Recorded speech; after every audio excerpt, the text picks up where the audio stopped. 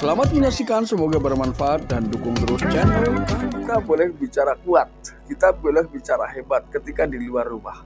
Ketika di dalam kamar berduaan, saya yakin belum tentu hebat. Maksudnya bukan berarti tidak hebat ya, belum tentu hebat. Inilah beratnya sebuah godaan ketika kita sudah dihadapkan dalam situasi yang serba mungkin pada saat itu. Assalamualaikum warahmatullahi wabarakatuh. Kembali lagi bersama saya Kang Kumis. Kali ini Kang Kumis kembali bersama sahabat semua, tentunya masih di channel Kang Kumis. Nah, pada kesempatan kali ini Kang Kumis ingin membahas mengenai 7 ciri istri selingkuh dengan orang dekat. Orang dekat ini bisa tetangga, bisa teman, ya. Karena ada yang sering bertanya bagaimana perselingkuhan terjadi pada waktu belum zaman era modern. Artinya, lalu bagaimana orang-orang zaman dulu yang berselingkuh sementara HP belum ada? Nah, ini perlu saya jelaskan bahwa di sini memang hal itu ya banyak kemudahan lah yang didapat setelah hadirnya era modern. Namun yang dimaksudkan di sini adalah gunakan fasilitas yang ada untuk menjadi lebih baik, bukan untuk berselingkuh sebetulnya. Tapi dengan adanya itu sudah termasuk penyalahgunaan fungsi. Ya, ini. Nah, ini kita akan bahas ya ketika seseorang yang berselingkuh tidak menggunakan ponsel atau memang hal itu tidak begitu dibutuhkan. Yaitu yang pertama karena orangnya adalah dekat rumah. Ini. Lalu ciri-cirinya, kemungkinan terjadi perselingkuhan ini berapa persen? Ketika sudah bicara seperti itu, ini persentasenya cukup tinggi karena dekat.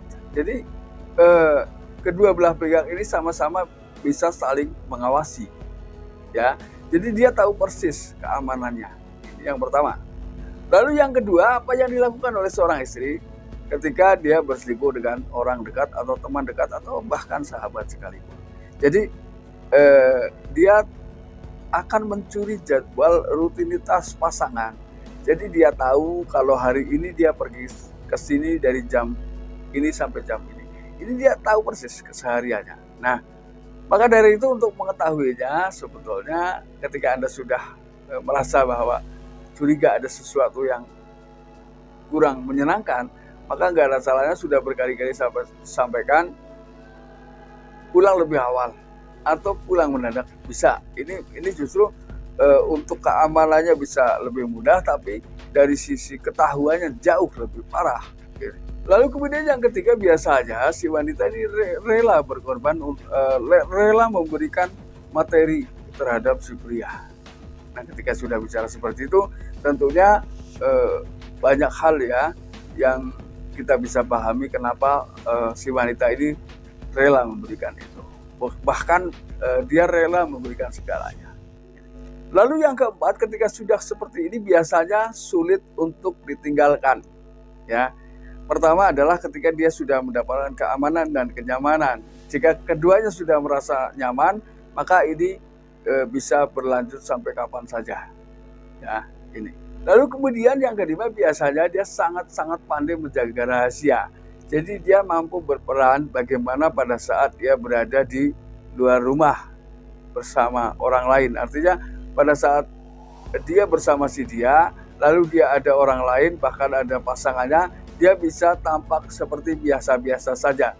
Inilah pandainya seseorang berakting ketika dia memang sudah terbiasa melakukan perselingkuhan dengan orang dekat. Jadi dia tampak seperti tidak pernah memiliki kedekatan spesial. Ini. Cuman apapun itu kalau kita lihat dari lirikan matanya, gerak-geriknya pasti ada perbedaan yang halus, ya. Tapi pasti ada perbedaan. Ini. Kalau misalnya jeli bisa diketahui, walaupun itu dia berusaha untuk tampil apa adanya dan seperti biasa.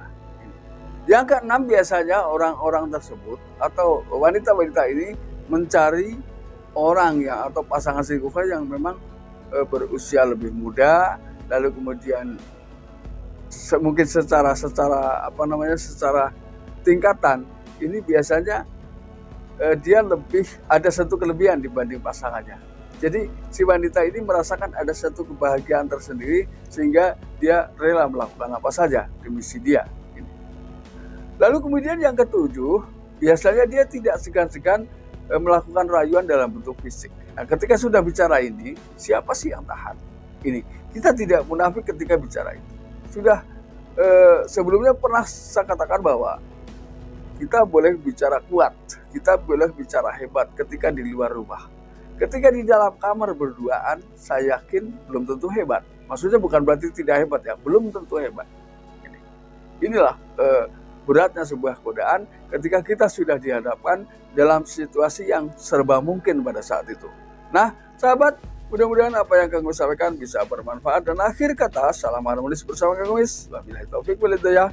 Assalamualaikum warahmatullahi wabarakatuh.